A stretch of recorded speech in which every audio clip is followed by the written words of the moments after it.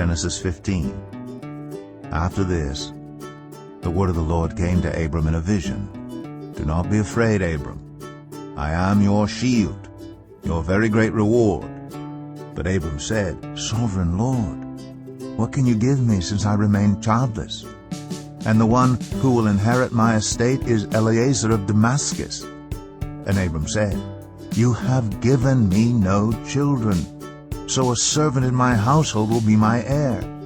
Then the word of the Lord came to him, This man will not be your heir, but a son, who is your own flesh and blood, will be your heir. He took him outside and said, Look up at the sky and count the stars, if indeed you can count them. Then he said to him, So shall your offspring be. Abram believed the Lord, and he credited it to him as righteousness. He also said to him, I am the Lord, who brought you out of Ur of the Chaldeans to give you this land to take possession of it. But Abram said, Sovereign Lord, how can I know that I will gain possession of it?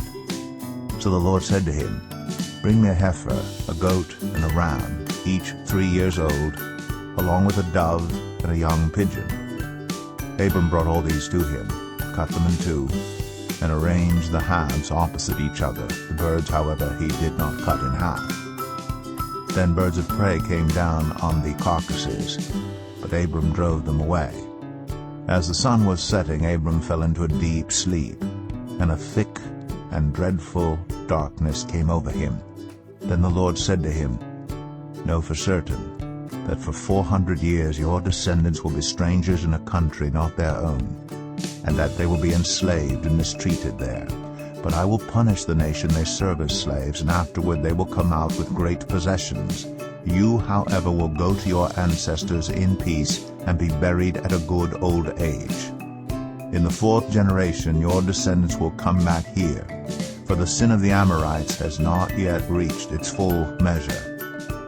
When the sun had set and darkness had fallen, a smoking fire pot with a blazing torch appeared and passed between the pieces.